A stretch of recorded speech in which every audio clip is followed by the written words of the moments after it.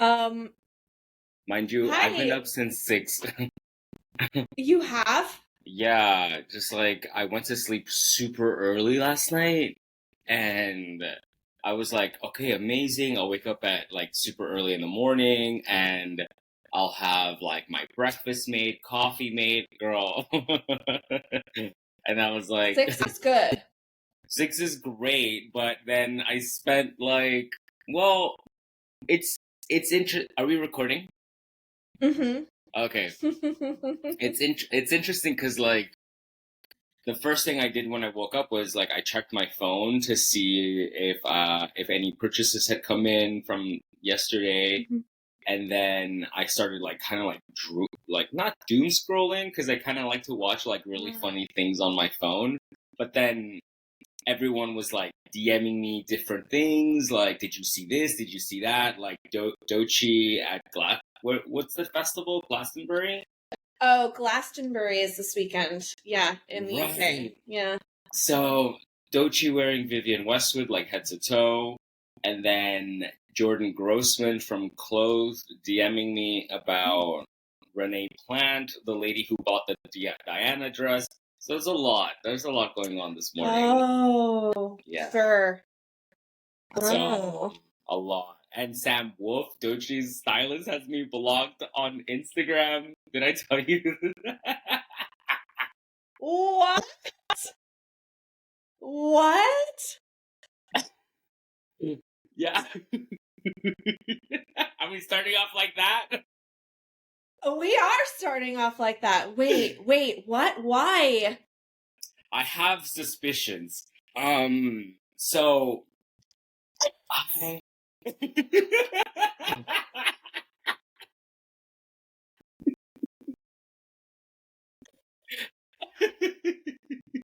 I Wow. Okay, yes. Please, please. What are your suspicions? My mind so is reeling right now. okay. I have So many thoughts. right. So Jordan yesterday sent me a text message and she's like, "Hey, look, Doechii is wearing this rare Vivienne Westwood set that Naomi Campbell wore for spring summer 1994." And she was like, Ooh. where did they get it from? And I'm like, I don't know. Like, I've seen pieces here and there, you know what I mean? And then today, Yeah. because I follow the Vivienne Westwood account, I'm like, I saw that everything was like, a lot of the pieces were custom made for Doechii. And Mm. when was it? Something, oh, right. I was unboxing this Louis Vuitton New Age traveler bag, that crocodile, like, monstrosity thing. Yeah, with all the like bits and tassels Yeah, and things. That it thing. looks like an Alien versus Predator like accessory. And someone was like, "Oh, Doechii would look great for this, or she would. It's perfect for her." And Doechii, like I've supplied pieces to her in the past. Like she was worn some Gaultier and some Comme des Garçons from me. Um, but yeah, Yeah. that's it. And I was like, oh, let me look up like who's styling Doechii right now, and Sam Wolf came up, right? And so in the comment section, I was gonna be like, oh, like like cheekily like paging Sam Wolf and tag him just in case, who knows. But I was Yeah. like, I was about to tag him, and he didn't pop up. So I was like, that's weird. I'm like, I don't know. And then I looked at because I have a personal account on IG, and I was like, oh, let me see if, like, Yeah. maybe, I don't know, let's see. So he has me blocked on both my personal and my business. And so I started thinking, I was like, have I ever worked with Sam? And I think I did. So Sam used to style Avril Lavigne, right? Was he doing Avril for a bit? Oh. Oh, I think he did. Yeah. I think he did. I'm gonna look it up right now because Okay. um I'm pretty sure he did. Like that like a few years ago. Yeah. Yeah, he did. We did, He right? did. Yeah. Uh-huh. Yeah, So, and Lotto and BB Rexa. And I know him mostly obviously from mhm, styling Dochi because obviously yeah, she's like massive right now. yeah. But I also know him from styling Janae Aiko. He styles Janae as well. So but yeah, I Mm, just Googled it and yeah, it's yeah. Oh yeah, yeah.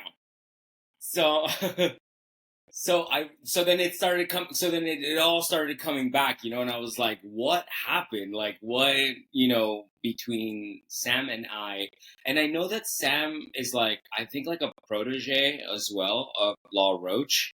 So, oh really? Oh. yeah, I think Sam used to work for, yeah, yeah. I think Sam used I to was work checking for, to see if I was blocked and I'm not. no, I think I went off on Sam one day because he either didn't return pieces on time or he started like yelling at me because he wanted items like in on the spot, and I like set a boundary, and this must have been like Yeah. years ago, so this was probably like because I think he and I worked together with Avril in 2022 when she wore one of our pieces from us here. And, Yes. you know, I don't know. It was, I mean, you know, uh, yeah, but he and I must have had like a spat of words because I remember distinctly like telling him I'm okay with never working with you again. Like I'm okay with that. Cause yeah, it was I don't know. I don't know who listened to this. But yeah. I'm like, I'm fine. I'm like he was like, are you oh my god, I can't believe I'm saying this, but like he was like, are you like willing to throw away like all of these, like I don't know, years that we've known each other and things like that, or like worked with each other? And I was like, I'm fine. Like I don't. I'm like I never have to. Yeah. I'm okay with never working with you again. And that's why it didn't ring a bell. Like I was like he it was like put all the way in like the recesses of my mind that I was like, oh, like whatever. Like and I told Jordan that I was like, oh, I can't see Sam's IG because he's blocked me on everything. And Jordan was like, Yeah. she was like, what? She was like, you're like the Same. Like nicest. what? Jordan was like, you're like the nicest person ever. And I'm like, I mean, I am, but I'm not perfect. You know what I mean? Like I do have, like an attitude. I know myself. You know what I mean? And I Yeah. think Yeah. I'm very protective with clothing, and I'm very protective about like the Mhm. pieces. I don't personally care if you don't have to like me, that's fine, but I think Sam and I got to the point where it got very personal, and Ooh. that was yeah, and that was it. But it's interesting, and I mean he's doing a fantastic job with Dochi, Yeah. Yeah. He Um really is. she's the perfect client to try all these like weird things out because she's so confident, and Mm-hmm. she's in it to win it, Yeah. and when you have that type of client, like the sky is the limit. It's like Mm-hmm. budget's no issue, look is no issue. So yeah, but I thought it was funny that coincidentally she literally wore the bondage boots, the animal toe bondage boots Yeah. that I received yesterday, and I'm like, unbeknownst Did to she me, wear them? Did she wear them with that Glastonbury look? yeah, they Or were in. separate? No, she wore Oh. them in red. So for the Glastonbury looks, they were all custom Vivian Westwood. The MacAndrews Yeah. I'm kilts, the little. looking at it right now. That's never been done. That's never been done. Yeah. So that like cut. Oh, I'm just seeing which is very, very, very cool. So she a running sort of like gag in her performances, especially, which we saw, was that the Grammys performance where she wore all the Tom Brown and she like stripped off all the Tom Brown pieces. So that's kind of like a running gag, I think, like in her stage performance. But so it looks like she starts off in like the full sort of look, and then she like breaks it down and takes pieces off. But what I really love here is, and we'll put some images up for YouTube, but in like the final like little like bralette stage, she's got the orb, like they're pasties. Yeah. That is so cute. Yeah. Wait, I love this. Yeah. Oh, cute.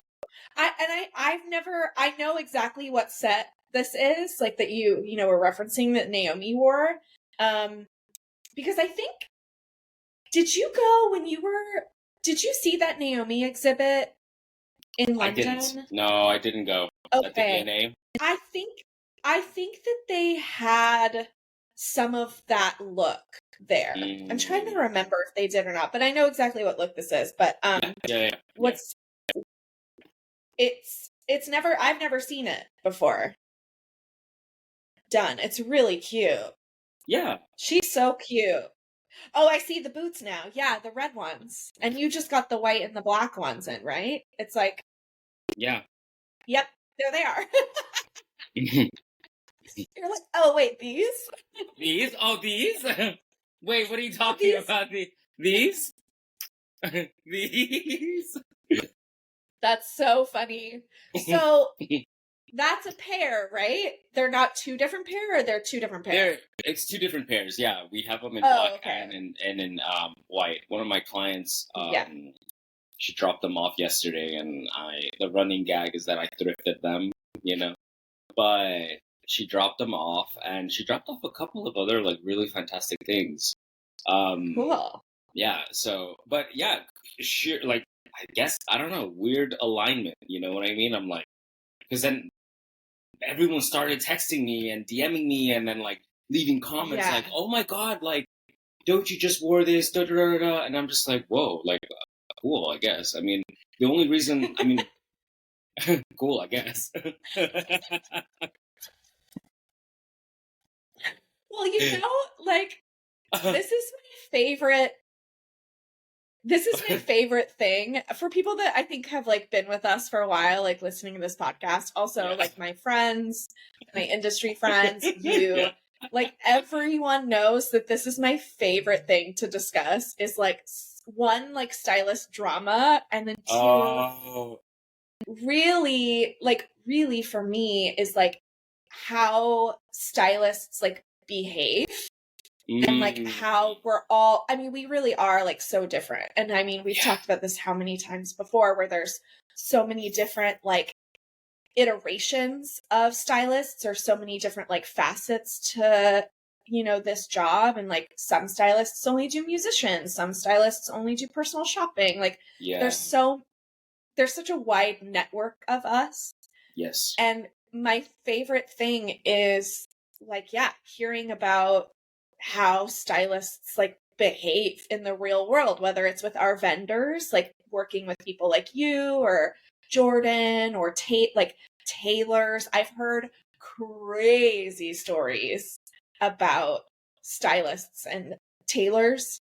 Just like, remember I told you that one? I told you that one story. Yes. Yep. And I just heard another like recent crazy one, and so it's just like, it blows my mind sometimes that like, I mean, but that's the thing, right? It's like you said it. It's like we're all human.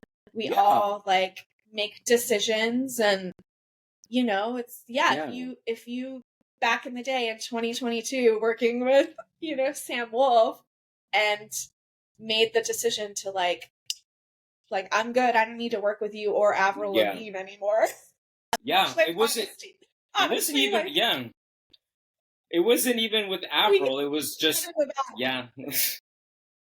We was into that like maybe at a later date. Sure. Nothing. But nothing I've against done that too. Mm-hmm. Yeah, we've all made those choices and decisions where it's, you know, it's like like and you have to set boundaries, right? And it's like, Yeah. we were all younger then. We all kind of I'm like, I don't work for you. You know what I mean? It's like, right. You know who told me that? Because I exploded on, oh my God, it's so funny. This is another Avril thing. So Well, I should we break this down today? No, we have so much to talk about. Like, we cannot talk about Avril being there or not being there. You know the conspiracy theory that like Avril has been like played. Wait, have we talked about this before? I feel like no. I don't think we have. I think we have. But it's my favorite. It's one of my favorite conspiracy theories. Everyone, please look this up. Wait, Johnny, like, give us like a quick like rundown of what it is, because it's one of my favorites. Yeah, I mean, you probably know it better than I do, but the summation of it is basically that like Avril, like the real Avril, died many years ago, and who we are currently years. Yeah, and who we're currently seeing is Avril's body double. I don't know, like, where this, like, I mean, I guess it's a conspiracy reason for a theory, so it's all based on a conspiracy, but I want to know if she's aware of this theory, like Avril. She has to be. She has to be. Like, yeah, I feel like there's no way. I mean, it was like, I think it was like a huge, like very popular conspiracy theory, but I mean, because I think the same thing, I think it's like kind of the same thing as Paul McCartney. Like, there's one that's like says that Paul McCartney isn't the real Paul McCartney, that it's that it's like another like body double or like a replaced, like a different Paul, let's say. Kind of like Elvis isn't really dead type, but by this point, Tupac's not dead. I mean, I love a conspiracy theory. Yeah, I know you do. But talking about like the relationship between vendors and stylists, right? I have learned to behave basically, because I remember one time Chelsea like got mad at me because we were doing this photo shoot. I think it was like, with Numero and Avril Lavigne, and well, that's how I learned that people's boundaries were something that were out of my control. It's like how people react to me is out of my control. So let me not be the reason why you blow up on me. You know what I mean? So I remember. So Chelsea was very clear. She was like, I do not work for you. I have my own business to run. And, I understood from that moment on that I could only control my reaction to how things were going outside, So the thing with stylists, and I understand, it's like they're on a very tight deadline. And sometimes, and I'm the same way too. I'm like, I want things and I wanted them yesterday, so why aren't you answering me? But the world doesn't revolve around me. But yeah, that's but Chelsea taught me about that. That was the first and last time that she ever had to say that to me, and that's the ethos that I've taken with all of my relationship with other stylists and other clients. Like, I'm like, okay, I think it does become difficult when people are late on their payments, because it's like, oh, now you're really starting to affect me. So why am I feeling like I'm bothering you for something that you were supposed to give me, rightfully so, weeks ago, Yeah. But yeah. Yeah. But I kind of wanted to make a TikTok and be like, oh, go ahead. What? No, go ahead. I kind of wanted to make a TikTok about the boots, like a follow-up on these bondage boots, because someone commented and they were like, oh my God, like Doechii just wore them. And I'm like, yeah, like I wish I'd known, but unfortunately I'm blocked. I don't know why. I just wanted to be messy.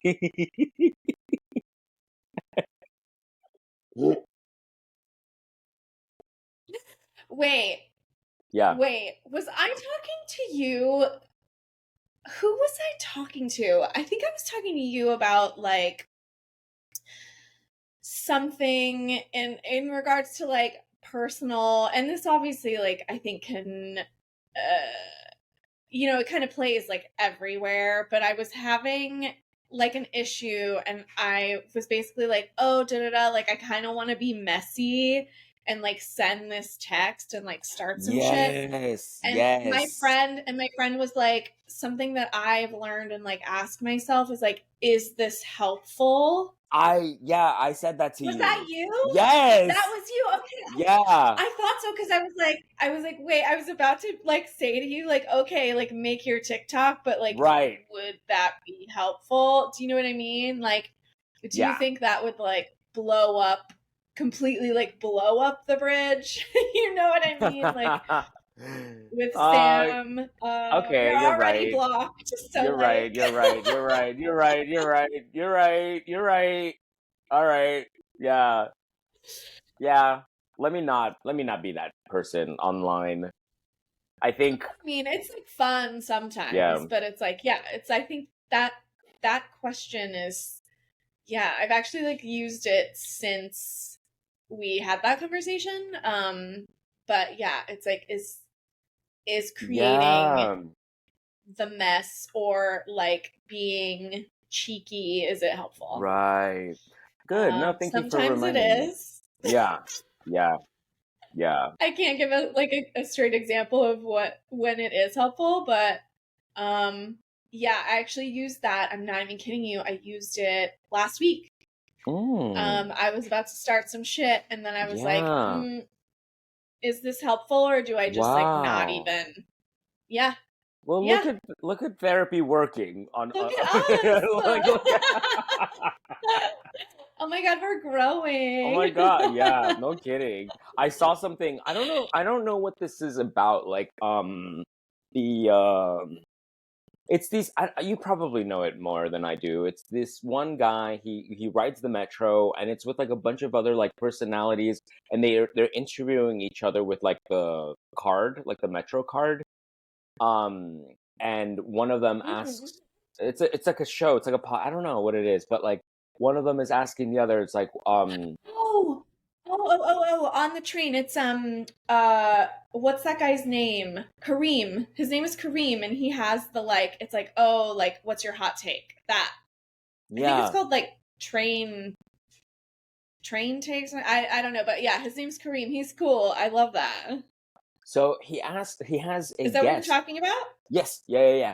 Mm. What's your hot take? He asks this guest, Yeah. and the hot take that the guest provides is like you don't have to monetize off of all of your hobbies. And I'm like, like that. I think we've been talking about like what we're doing here. We're just having a conversation. We're discussing fashion. We're Yeah. discussing like events, yada yada. And I'm like, I love that. It definitely. I heard that, and I'm like, what in what other areas of my life can I apply this suggestion towards, like, or two, like I Yeah. making hats. I'm like, I have hats that I haven't fulfilled because I'm like, well, is this gonna sell? And it impedes me from doing it, because my mind is already in Hmm. the outcome, like the financial gain of it Right. all. I'm like, or reading a book, like I'm not necessarily monetizing off of it, but like I'm already in like the outcome of it. Like, well, what am I going to learn from this? And I never pick up the book. You Yeah. know what I mean? I Yeah. don't make the time for it. So I've been applying, that mantra to a lot of things. And, I think we talk about the podcast, the fitting room pod, and us like reinstating this because there's Hmm. so much to discuss. Like, I want to hear from you if you had the chance to review the Dior show. What did you I think? Yeah, I did. knew you would. I did. Mm-hmm. And you know what's kind of crazy is I was kind of behind. Like I'm not even shitting you. Like Yeah. I literally looked at it this morning because I was like, oh, was up a little earlier than I Mm-hmm. planned. The dogs like woke me up and I was like just kind of in bed and I was like, oh, looking at Instagram and then I was like, you know what? I haven't this person that I follow had like posted a bunch of the looks, and I was like, oh wait, like I need to like look at it, because I'd really only absorbed what like brief moments I saw like the day of. And so I went in and I looked at it, and I saw this really cool interview with Jonathan Anderson, where he was talking about, it was like a little blip of him discussing how he went back to the original Dior logo, and how back in the day, like, because everything was like block letter like typeface, there was a lot of imperfections in the way that things were printed back then. So he was like, what we did is we went in and we fixed some of the imperfection like in that original logo, and he was like, but we left some because ultimately, you know, couture is supposed to be like the most beautiful thing you've ever seen. But there are also, because everything is handmade, there are slight imperfections, or and I just like, he's such a genius. Like, I am such a fan of his, and I watched that little like interview blip, and I was just like, I like, it just reinvigorated my admiration for him, because I was like, yeah, how easy is it to like change the logo, to like take off, you know, the accent mark of Celine, or, you know, to like do all these things that like designers do when they come into a house and they want to like make it their own. But there was something really cool I thought about him going back to the like OG Dior logo. And so that's obviously to start. Now, speaking to the clothes, I think I need to revisit it. I liked what I saw a lot. I think it was a very strong start to him being at the house. I am not a huge, personally, I'm not a huge fan of like sort of the more like military style coats, or like band jackety coats, you know, with like all the buttons and like regalia and, you know, epaulets and, you know, that kind of stuff. I feel it's just sometimes can feel too like Sergeant Pepper-y for me. Do you know or how like much those? like not even Victorian, like Marie Antoinette shit. Like, I just, that's not my thing. But I appreciate it, and I thought some of the looks were cool. Like, I liked how some of the more formal jackets were paired with denim. I think he does that really well, pairing more formal pieces with, you know, sort of casual. I liked the styling a lot of the show. I thought that was really cool. And yeah, I think it was a really strong start. I'm excited to see obviously where it goes. But yeah, what about you? Did you? Well, I mean, I wanted to. I'm glad you brought up the military style coats, because guess how much they're going to retail for? Oh God, I don't even know. Off the top of my dome, like, not having seen any numbers. I would say for more of the like longer, intricate ones, I don't know, I'm gonna guess like 17,000. Close. 21,000 euro. So Euro. I wasn't over. I wasn't over. Okay. Like Price is Right. Like Price is Right style. We should like make that like a regular segment. We should, like, guess how much it is. Yeah. Guess how much this is. Actually, yeah, let's do it. That's so fun.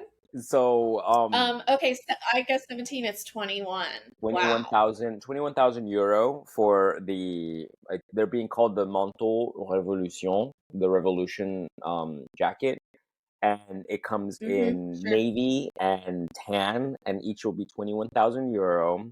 The vests are going to be 19,000 euro, a vest, and this one vest, apparently, like, it was striped. It must be intricately made. Something's up with it, because it's retailing for 35,000 euro. The vest. Yeah. So. Oh wow. Okay. Will you send me that photo? We'll put it up too for YouTube so people can see which one we're talking absolutely. about. Yeah. I'm getting these from a vest is more than one of the coats. Wow. Yeah, it has to be like fully embroidered or something. Bro. I know, wild. That's a lot of money, Johnny. Like 21,000 euro. That's what, like, €35,000 for a vest. €35,000 for a vest. yeah, So a lot of this is being, that's I mean, okay, so it's no secret, right, that these big houses make their money off of alcohol and beauty. Like the fashion is really not like I would love to, we always talk about this. Like I would love to see the numbers really, because right, how much right. money are they bringing in from, how much do they expect to be bringing in from this ready to wear? So like the catalog that I just sent you, it's all for pre-order, by the way. So Mhm. the special pieces, so I'm eager to see, right? There was a comment that someone made about the denim that he just showed, and Mhm. how he made a classic, like, he's known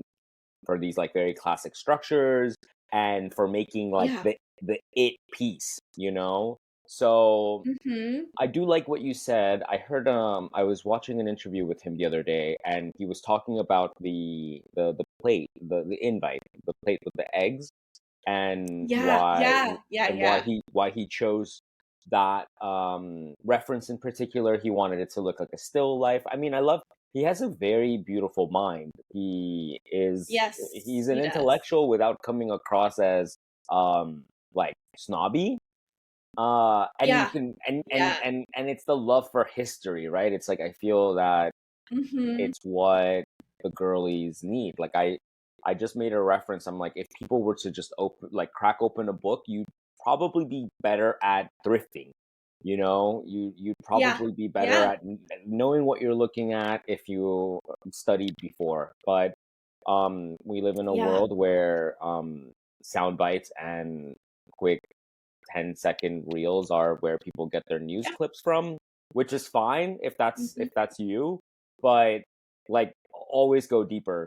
And that's, I feel like that's what Jonathan Anderson's doing at Dior right now. The opening look, it referenced two iconic silhouettes that Monsieur Mhm. Dior created, and I wanted to take. Oh, also, did you see Sabrina Carpenter? What she wore to the show? What did you think? I did. Mhm. I thought she looked really cute. I will say I thought she looked really cute. I actually really liked her hair. Um, Why? I love how you're talking as if yeah, like you're walking on eggshells right now. What? I yeah, yeah, yeah. I mean, not really. Like, we can get into it. I'm just like, it's so funny that you asked me because I literally saw that image this morning too. So my brain is like still trying to compute as to like Process it, what. yeah. Yeah.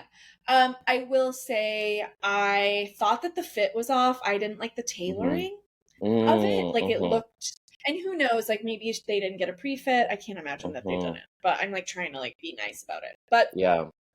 yeah, there was something that was like off in the tailoring for me. And good good lord, Uh-huh. did I hate that fucking shoe. The shoe, Ah.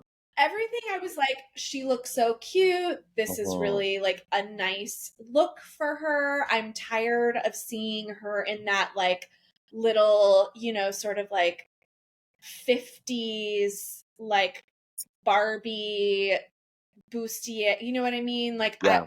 she's always in like a panty or a mini Yeah. skirt, or it's like Yeah. it's very much that for me, and I really appreciated that they went for something different. Yeah, someone said that But that's the look she should have worn on the Met Gala, like for the Met Gala. oh, 100,000%. I agree. I Hmm. hated her Met Gala outfit. Even she But hated it. Did you? yeah, I know. You could tell too, like you could tell like in her interviews on the carpet, it was like, oh, girl's like not Yeah, happy. But yeah. as of that, honestly, like speaking to the Met Gala outfit in particular, because her whole thing was like, oh well, Pharrell said that because I'm petite, Right. that he didn't want me to be in all of this like fabric and and that's why she was like not wearing pants, or she had the same little silhouette like bathing suit whatever on. And yes, as a small person, there are proportions, and silhouette is very important. I mean, it's important for everyone. Yeah. I am so tired of seeing her in like an ugly fucking shoe. Every single shoe that this poor girl has worn is ugly. And it's, everything is a platform, everything, like this, back to the Dior outfit. Yeah. The like nude satin peep toe platform heel. I there's not much that I hate more than that shoe. Just like really, like the girls know, like I do not like a peep toe. It's not. I rarely think that a peep toe works. I did not know this about you. Oh yeah. Okay. But anyways, let's get back to the tailor and have a second fitting, and let's change that shoe, babe. But other than that, I thought it was nice. It was nice to see her in something different, and I think that's why I kind of stalled out for a second, because I was like, oh wait, yeah, like.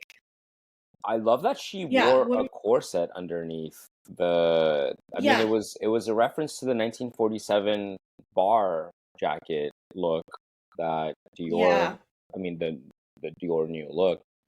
My only issue with this, and the Dove Gray, which is for those of for the listeners that don't know, Dove Gray is it's the color of the Dior Maison. And my only thing with this is the pleats. My friend pointed it out, like the pleats on her skirt.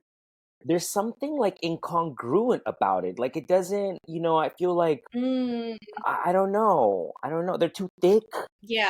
I think, I feel like but that's me being overly like critical. I'm not but I agree with you as well. That's I think what we're here for.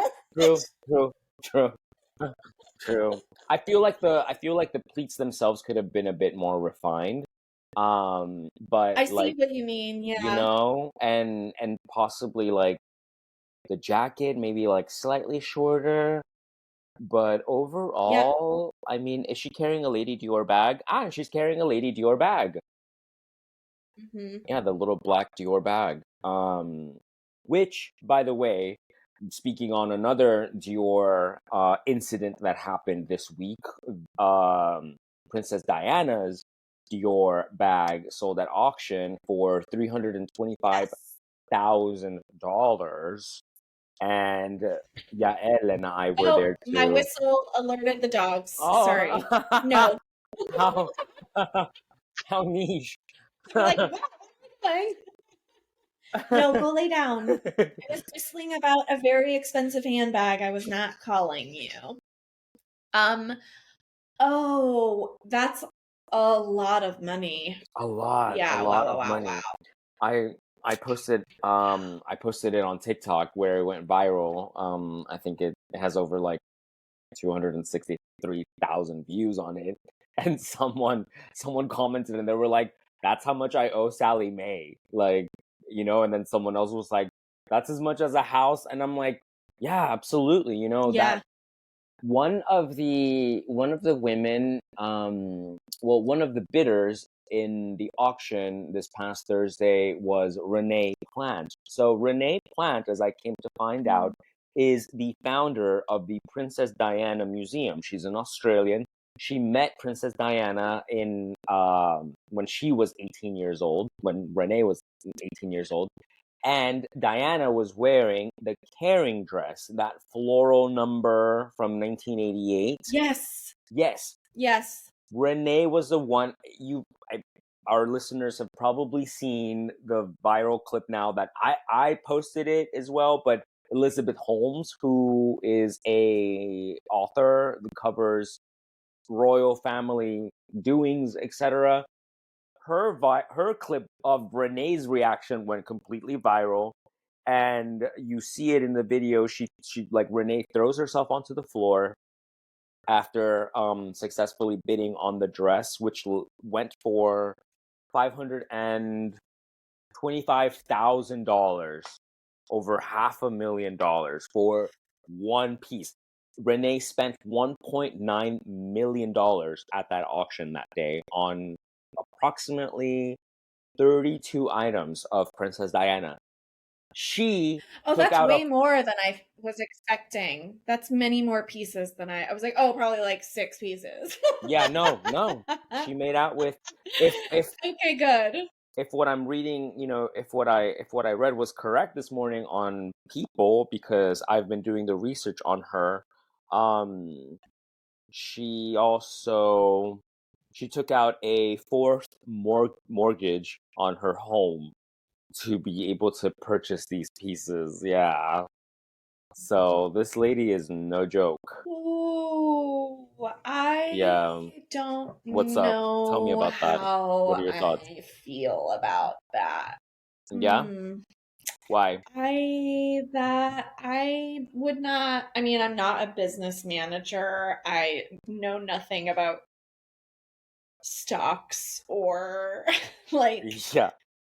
I mean, we talk about investment, a decent amount on this podcast in regards to fashion, but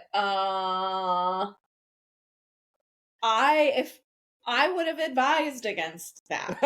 That's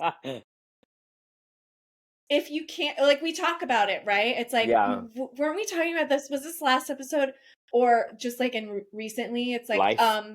or maybe it was after we were recording. I think we were like yapping for a little bit longer because, of course, an hour or so is not enough. Yeah. Anyways, we were talking about, like price points and like it's that old adage. Is that how you say that word? I think so, adage? Yeah. Girl, you're speaking to the foreigner here. I don't... English is my second language.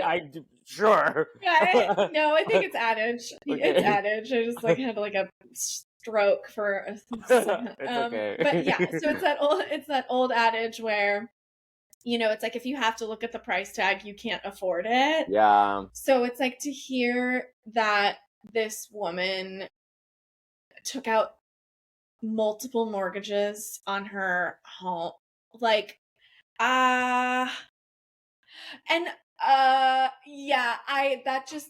like that. I don't like that at all because it's also like, how are you?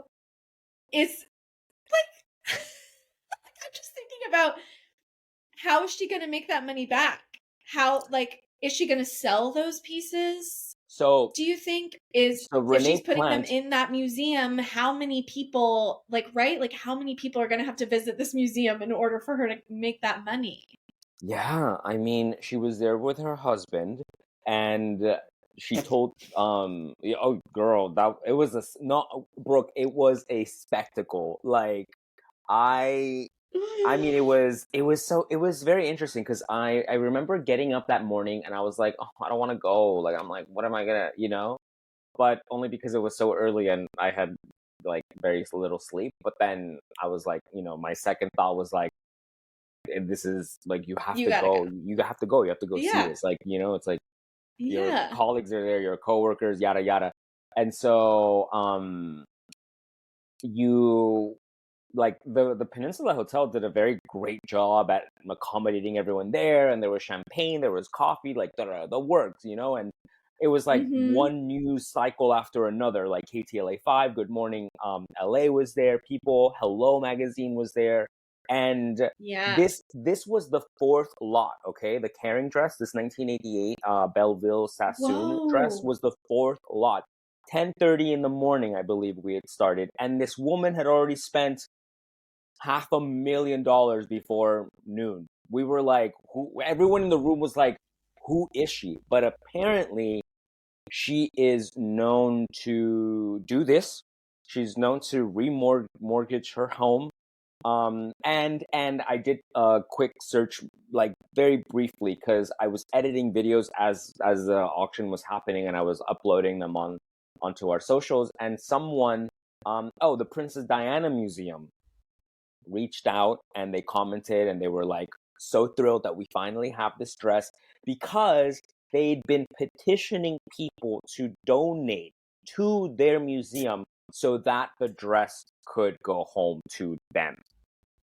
So, and this is a direct quote from Renee Plant to People magazine. When you see them, the items in question, when you see them go for so little, you can't not preserve them, if that makes any sense, because we're not rich, we're not wealthy. This is all from donations. We always mortgage our house when we do this kind of stuff. So this is, I mean, hey, I don't know. I feel like this, I don't know. I'm not going to say anything, right? Obviously, it's not a judgment. Like you said, I'm not going to stay in other people's pockets. That's one thing that I don't like to do. But, that's a good, you know what I mean? But I'm like, is this, like, are you okay? Like, are you? But, are you okay, girl? Like, is that? Yeah. But, we all have our things. We all have our vices. So we do. Listen, babe, Klarna. People are like Klarnaing like Costco hot dogs. Do you know what I mean? Like, I'm gonna mortgage my house for the 19th time to get this fucking like bag. Yeah. Okay, like people. You know what? Every money. Hey, yo. The universe is not on a. To say like this is all fantasy. This is all made up. Like nothing's real.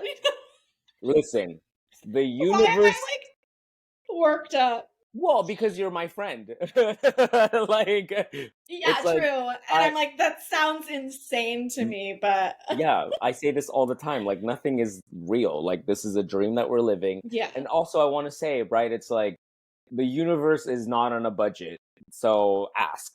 You know what I mean? Like, ask, and who knows? Yeah. All right. Good point. So good point. That was that. I thoroughly enjoyed myself watching the auctions. I wanted to buy something. Did you bid on anything? I wanted to. And then Priscilla, I wanted to buy one of Princess Diana's dress, and it was in my budget. It was like $5,000, and Priscilla didn't let me buy it. She was like, "What are we gonna do with it? Like, what are we da da da?" And I'm like, "It's like legacy, like, you know what I mean?" I'm like, you just own it. But then she's right, like we have other inventory that we need to look at. I think Jesus. For the dogs again, these fucking dogs. I told you he brought in his bowl. Aww, you ate breakfast. What are you doing? Hold on. Oh, is he maybe thirsty? No, there's water in there. He brought in his food bowl. It's so weird. He's hungry. Yeah, okay. So Priscilla was like, "What are we gonna do with this dress?" Well, I get it. I think there's a difference then too, right, between ego buying and store buying. Like, that's how I'm looking at things. I'm like, okay, is this because I've done the whole ego buying, and I can tell you that some of those ego pieces are still here, and I'm like, bro, why did I do that? But I think you get wrapped up in the moment, like, especially when other people are cheering you on, and you just like but it was very interesting to see, and it was interesting to like, and it garnered a lot of like people's attention too, like a lot of people, and it feels a little dystopian, and I think maybe you can relate. Like, I'm like watching this auction. This lady just bid almost $1 million on a couple of items, and people are being kidnapped on the street. I'm like, I looked over at Priscilla and I was like, what in the fucking Hunger Games is going on here right now? Literally. But it's just, someone, I ran into my friend Jamila. She used to have her own magazine, and she writes, I think, for like Vogue or Harper's. And she asked me, she was like, how do you reconcile with letting go of pieces, right? Like, how can you, she's like, well, how can you sell the pieces that you acquire? And I'm like, because I'm not going to be here forever. You know, like this is, like, I joke I joke around like this all the time, but I'm just fostering these items. I'm not going to be able to take them with me after I leave. So this whole like legacy thing for me is not like, I'd rather make something with these pieces while I'm alive than when I'm gone. Like, you know, Law Roach said that in one of his interviews. He's like, I just hope that when I pass, someone will appreciate this collection, all of these items that I've accumulated, you know? And he spoke in reference to the items that he acquired from Andre Leon Talley's estate when they sold it at Christie's. And it makes sense. I'm like, there's a saying in German that I love. The last shirt has no pocket. You're not going to be able to take anything with you. So just the shirt that's on your back. So yeah. But I love how we get philosophical here. But you have to. Okay. Hey. I know. Another thing I think that happened that I wanted to talk to you about. There's two big things, but yes. What do you think? What do you? Chanel. Is that no? Because I saw because the Kimbino, she posted something. Oh, she deleted it. Huh. It was Rihanna wearing Chanel. Did you see? She's like in Paris. I don't know. Maybe the Smurfs premiere, that like blue green thing. I don't know. Yeah, it was like it looked like organza or like silk or something. That thing with the ruffle. It had a little flower. Fine. Yeah. Okay. Cool. No, I want to. Okay, we don't have to talk about that. Okay. I did like what she and Rocky had on at the Dior show though. I thought they looked really cool. Yeah. Mother to us all. Yeah, the premiere outfit. I was like, okay, like it was fine. It was fine. What did you want to touch on? Well, I mean, for me, other than obviously like Jonathan Anderson's premiere or debut at Dior, I have been. There's two like big like news things. One is like more cultural. Well, they're both like very like high culture. I think points to discuss, but I think we'll get it. Let's do Bezos' wedding before, because I think we have a lot to say about Anna Wintour leaving. Oh my god! Yeah, that's what I mean. I'm like, there's two, like, oh, my light went out. This fucking bullshit. It's so annoying. It's okay. You look beautiful. Oh, I know. It's just this, like, battery, like, does not. There we go. Jesus Christ. Oh, yeah. I have a huge ring light in front of me. Yeah. Yeah, I know. Mine's at the studio, so I have, like, the little one, for, like, makeup, and I just need to have it, like, plugged in. But, okay, so Jeff Bezos and Lauren Sanchez got married this weekend. Yep. What did you, I mean, there's so much that we can like break down, but what did you think about her wedding dress and her Vogue spread? I think that's a nice, let's go there, and then we can tie into Miss Anna winning. Miss Anna Wintour leaving. Because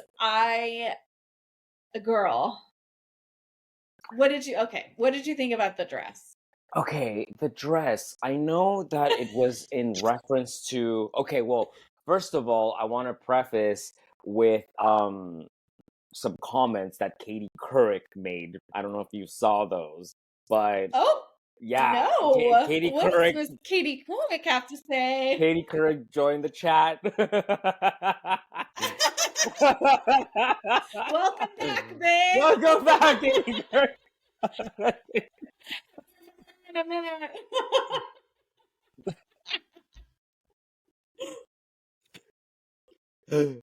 I know. No, she said. Oh my God.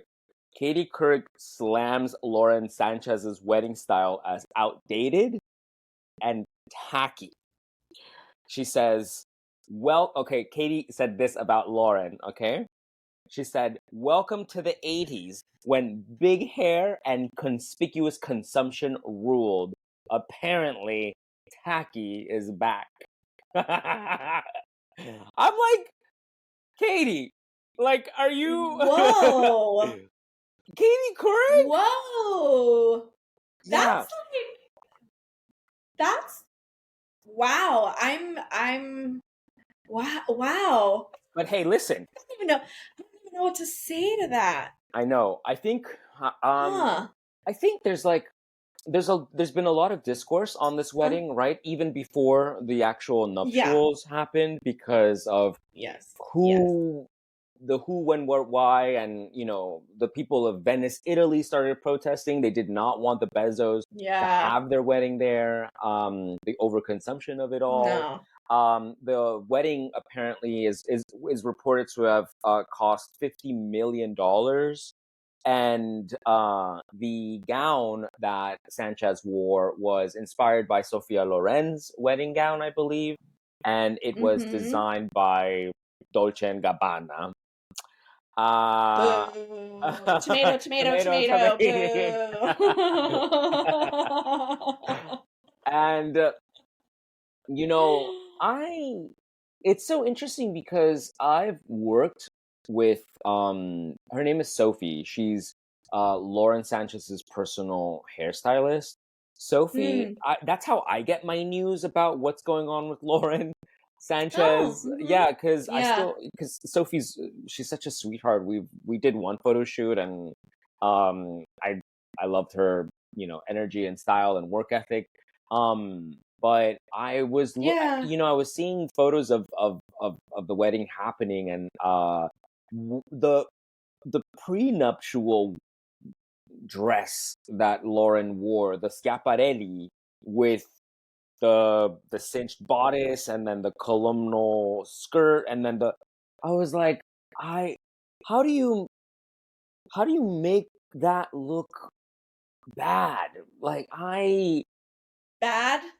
I mean, and I'm being nice. Like, you know what I mean? It's like, let's look at the dress, right? Without the woman behind it. Like, let's just look at the dress, and let's, like we were saying, right? Silhouette and form is something that's central to and key to our job, how we dress, our clients, etc. I'm like, you couldn't have made it shorter. Like, she looks very, like, the proportions were off already. The proportions are off. Yeah. No. The proportions on that were off. And, looking at the wedding gown, I mean, it's, what do you expect? It's fine. It's right. It's like she's I married didn't to. hate it like everyone hated it. Yeah, she's married to the wealthiest man in the world. Like, it's gonna be over the top. Like, and it's her wedding day. Like, let her have her moment. Like, you know what I mean? Yeah. So I mean, I guess, like, my take on the wedding dress is it's fine. Like, honestly, here's the thing. I thought she looked nice in it. Obviously, I hate that it's Dolce & Gabbana, as we are not supporters of them in a contemporary space, only in their vintage, which we buy through resellers. We don't give them our money. It's fine. I thought the dress was really pretty. For a summer wedding in Italy, I felt like it was maybe a little heavy-handed, but it was nice to see. I will say it was nice to see her covered up a little bit. Like, I thought she looked really pretty, I thought she looked really pretty. The Schiaparelli, what a weird choice.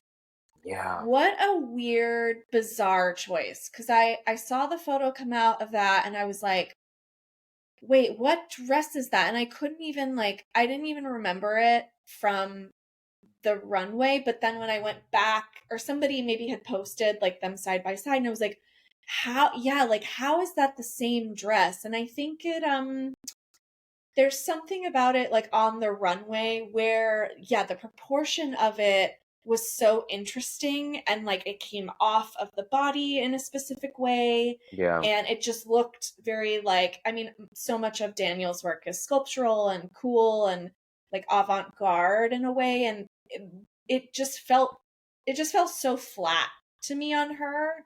And I think I just think it was such a weird choice. And then it's like, they were getting like on the boat, and I was like, that's not really a dress to wear. Like, I don't know. It just felt very like such a strange choice to me. And I've seen a couple different stylists credited for her looks this week as well. I've seen both Jamie Mizrahi and Molly Dixon credited, which I think is interesting. So I'm curious to see who actually styled her for these looks. The Vogue article in the huge spread, and obviously we know now that she had the cover, which is like a whole thing. In the Vogue article, it does credit Jamie Mizrahi as consulting on her looks for the week, but I'm trying to remember where I thought, oh, you know what? I think it was in Puck. I think Lauren Sherman had originally credited Molly. I'd have to look back on that, but yeah, just really, the Schiaparelli certainly was a weird choice. And then I can't remember, I think I saw like a pink thing that she was in that was like also weird. I just, again, money can't buy taste. And apparently, okay, Luann de Seps. Yeah, money. literally, straight up. But my issue, I think, is with the Vogue cover and spread. Louis Pisano, who is a really fun fashion follow, he also has a Substack that I read called Discoursed. Louis is he's a fun Twitter follow.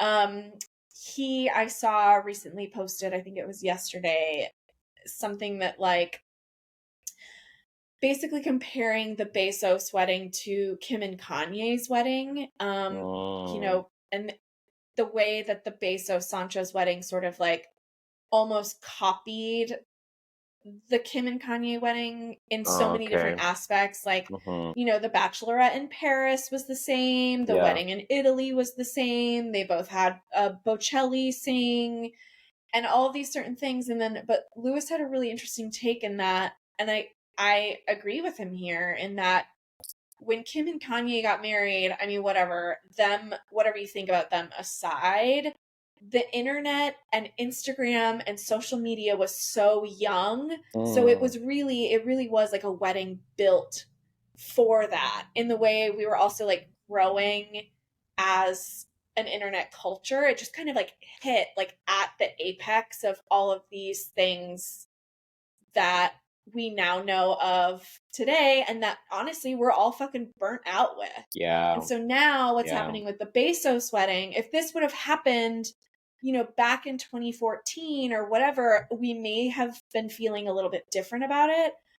But as consumers of media and culture and fashion, we know when we're being sold something. Yeah. Right? It's like you can't really get anything past us anymore, because this is just the way that we live. And so to see Lauren Sanchez on the cover of Vogue magazine, it's like, babe, what is this?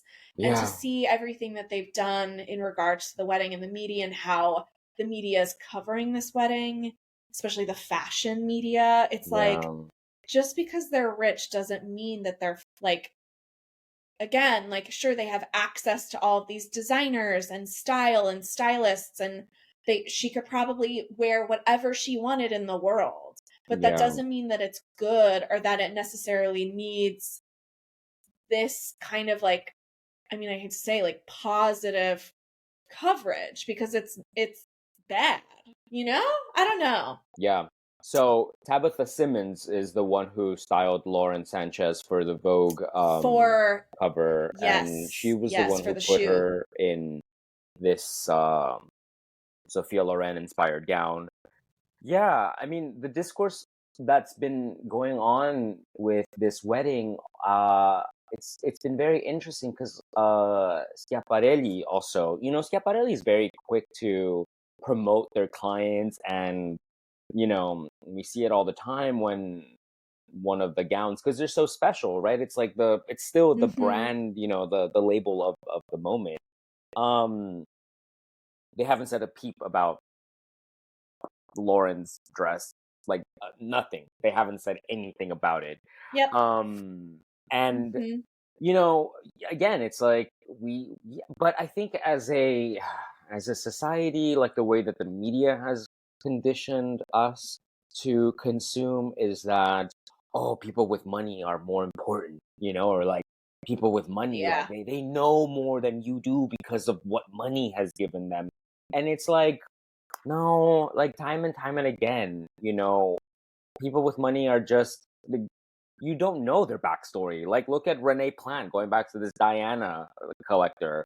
More like refinancing your home 4 times and asking people for money doesn't that doesn't mean you're wealthy or you have it together. You know what I mean? It simply means that you know how to pool money together. And yeah, I mean, it's also been very interesting to see who showed up to the wedding. Jerry Seinfeld was one of the guests. Sydney Sweeney was there. Yeah, what? That was so... I was like, girl, why is she there? Right. But I mean, it's also, I mean, money will always travel in packs, like, so it makes sense. Everyone's like, I don't know, I don't agree with people calling it the wedding of the century. I'm like, babe, no, there's a lot of other things going on that necessitate putting that moniker on. It's like, this isn't, but I'm like, okay, great, like, what's next? You know what I mean? And it's also, yeah, exactly. I'm like, thank God it's over. I'm like, bye. I feel like this news cover. I mean, I know now we're talking about it, right? Yeah, but I mean, this will be the last.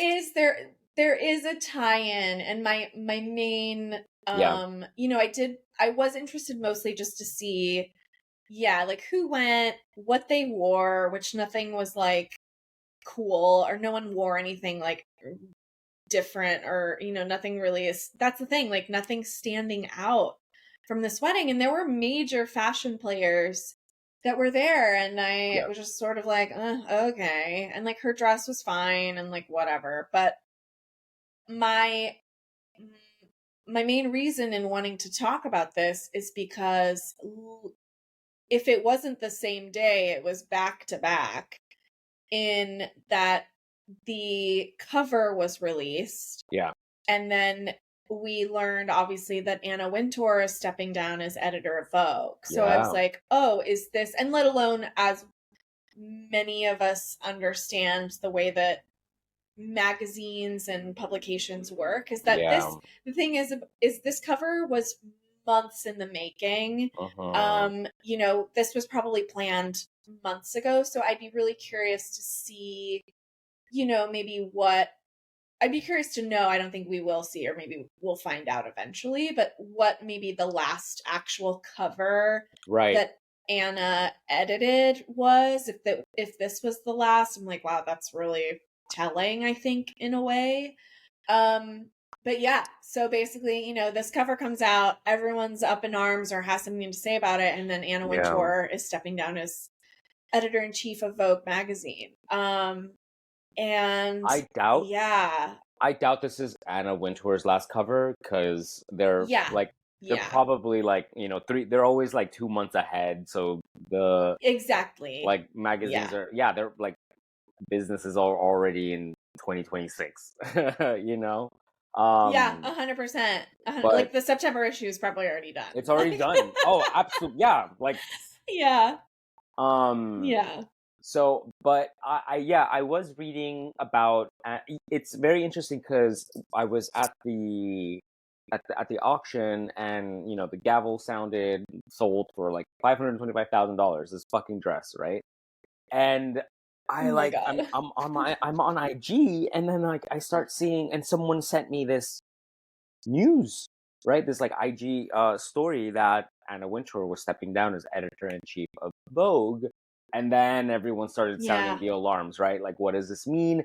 It's a bit convoluted because she's not really retiring or like stepping down from Yeah.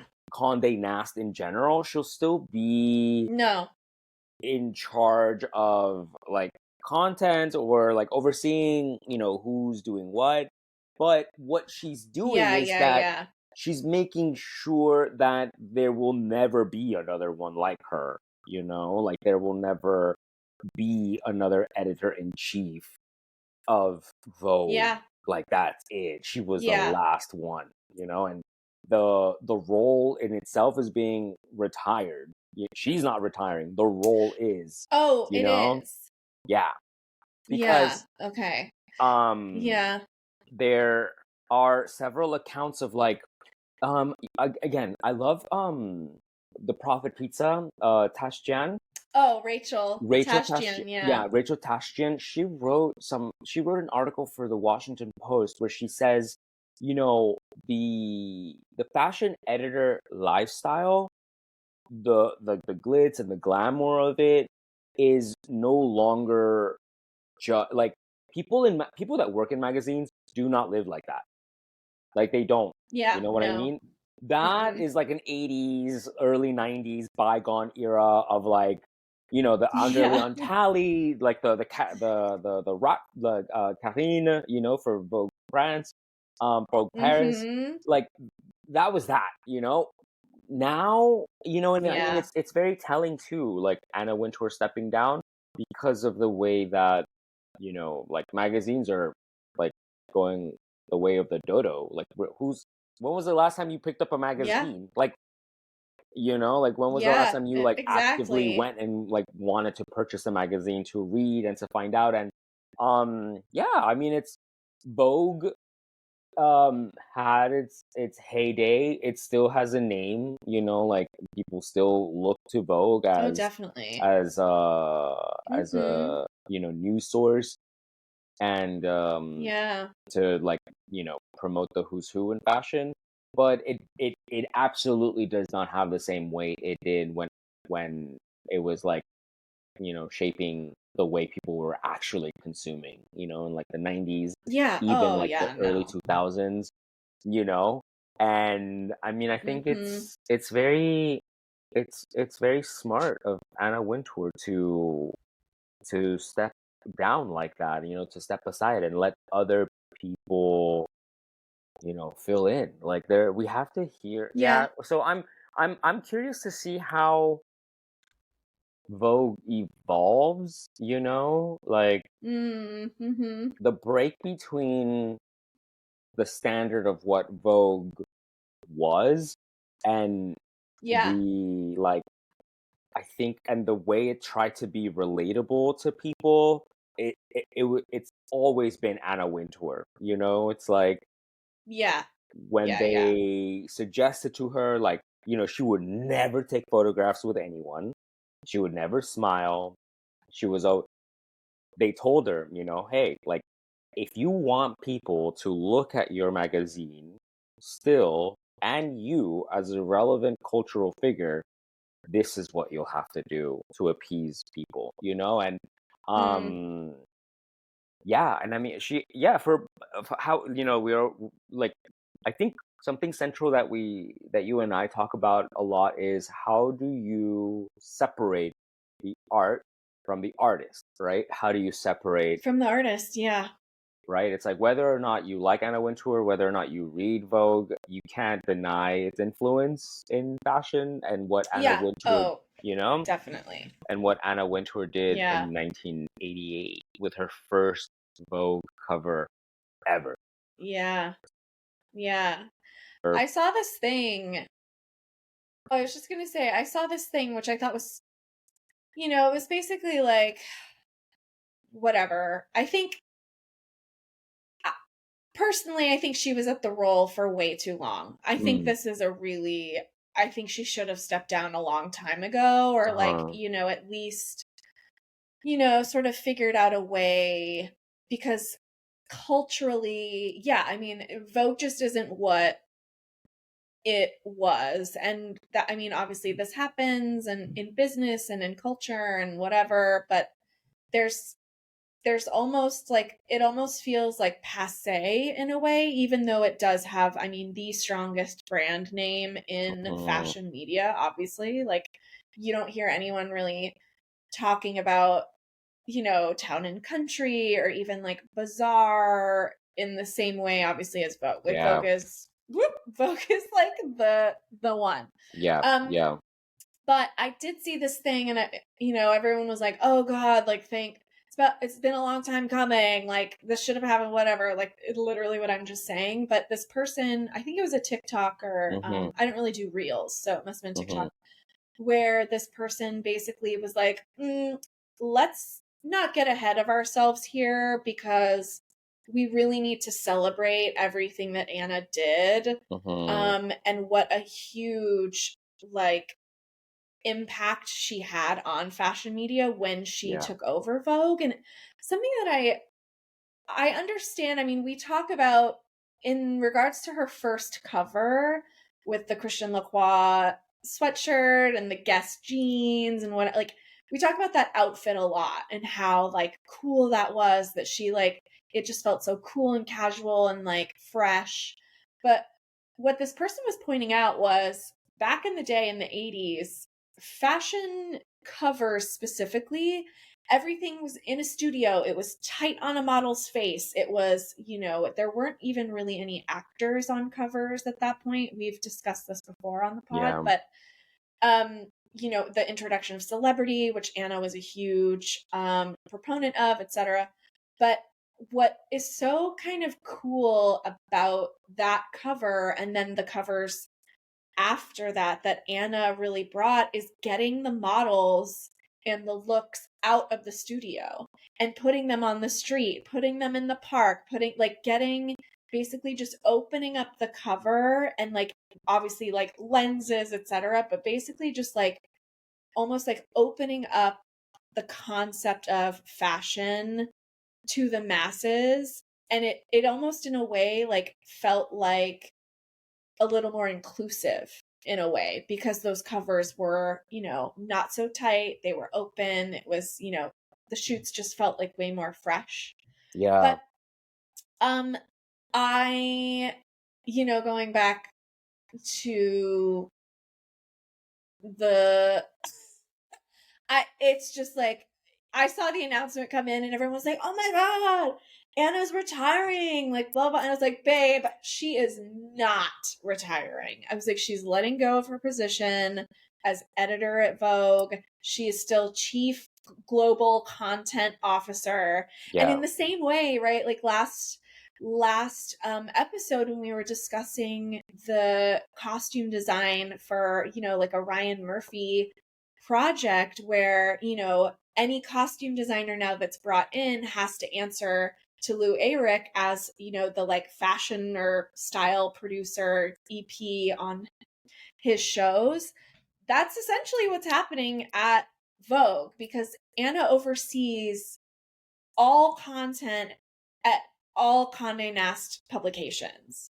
So the new editor of Vogue is reporting to her. Vanity Fair, I think they're still working on figuring out who's going to take over that editor-in-chief position. So it's like she's still overseeing everything. She is not retired. She is the Bob. She is the one. And it's just sort of like, who's going to want to do that? Especially now, because, you were so right that, magazines aren't what they are, right? And as an editor, sure, you're seeing the publication, you're overseeing the publication and the shoots and the da-da-da. You're also trying to meet advertiser expectations. You're trying to run a YouTube channel. You're trying to figure out and like coordinate with Vogue Runway. And there's all these little other aspects of the job that the job title almost like doesn't even explain like what it actually is. Do you know? So yeah. I'm really, really curious to see who is going to take the position because, you know, there have been some names that have been sort of shared and sprinkled around, you know, the community of like, oh, like who should it be? Or, you know, is it going to be Stella Bugbee from The Cut, you know, or should Samira Nasser from Bazaar come over? Is it going to be somebody, Eva Chen. Nicole Phelps, who's at Vogue Runway, Eva Chen, you know, but Eva won't do it because, I mean, the amount of money she makes at Instagram. Yeah, Meta. There's no way. There's no way. And like even, you know, for Samira Nasser to come over from Bazaar, sure, your Vogue is, you know, a bigger brand than Bazaar is, but still she's going to be reporting to Anna. So it's like, who's going to want to, I don't know. I'm really, really curious to see who's going to want to step in.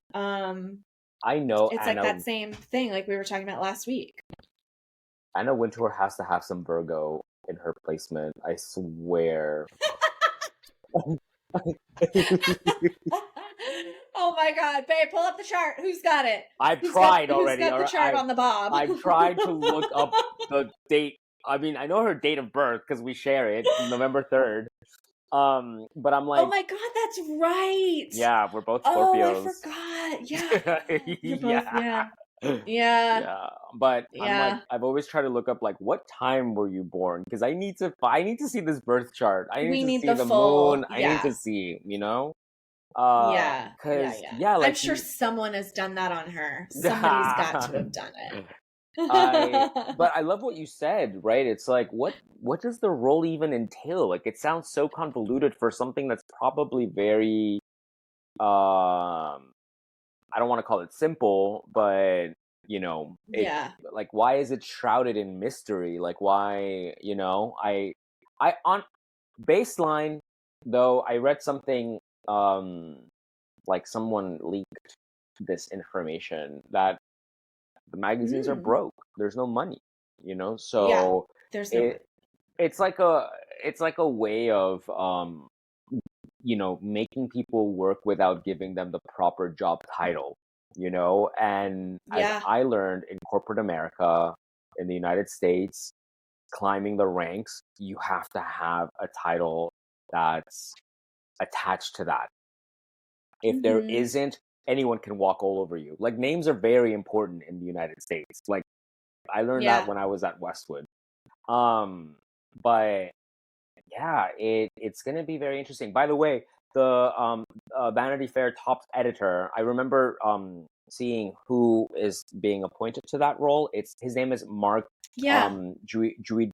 I don't know how to say his last name. Juiducci. Juiducci.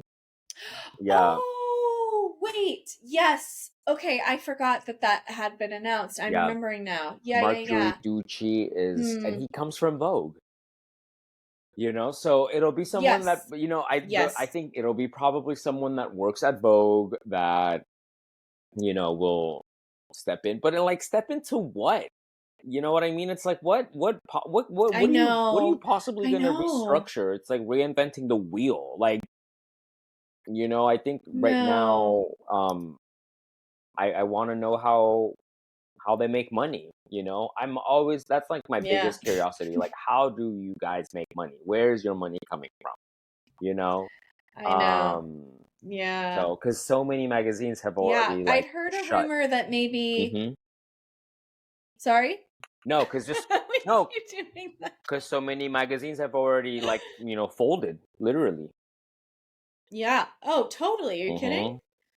Yeah. I mean, like, what's even left? But yeah, I mean, I'd heard a rumor that Will Welch was interested and that maybe he might be going over from GQ. But I was like, why?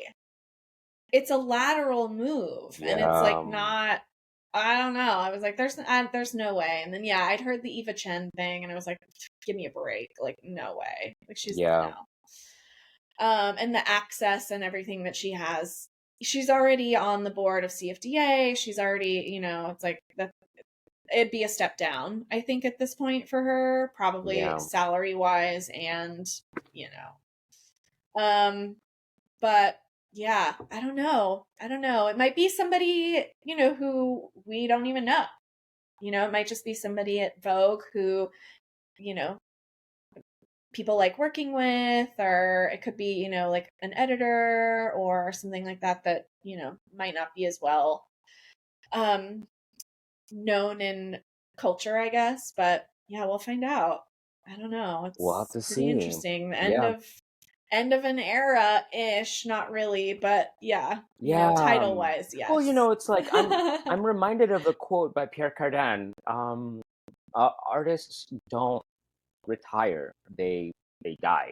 It's like creatives don't retire. It's like I feel like creatives just age differently. I was talking to my friend yesterday and I'm like, in order to make money you have to be creative. Like it's and what I going back to what you were saying about Anna Wintour and the way she made fashion accessible, you could definitely see the symbolism between that. Like you can draw the parallel between that statement and the first Vogue cover. It's like you democratizing couture. How do you do that? It's like, oh, throw some jeans on it, and yeah. it's literally the high low, and then I think Anna Wintour is the product of the perfect storm, and we'll see what that looks like for us moving into the future, because social media still reigns supreme, and I feel that social media has democratized the way that we consume information, and it's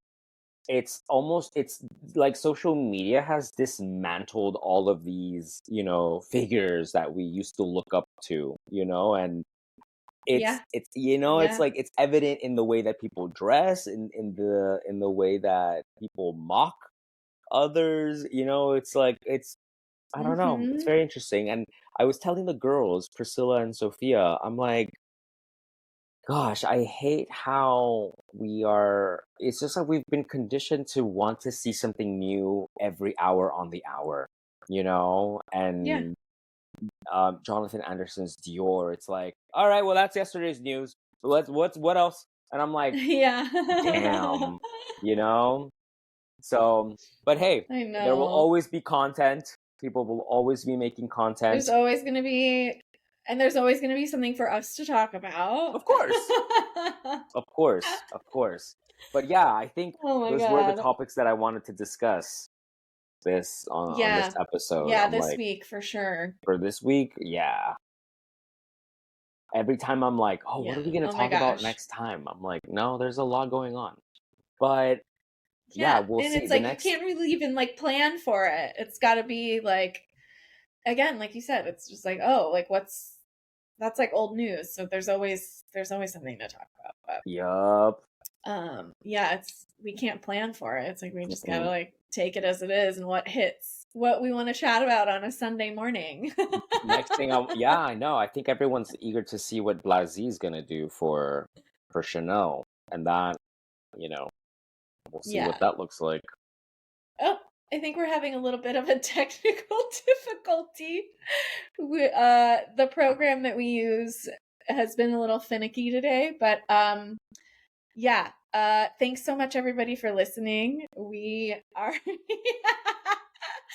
Johnny just texted me and he said Riverside was like, that's enough yapping. But yeah, thanks everybody for listening and we'll catch you next week, okay?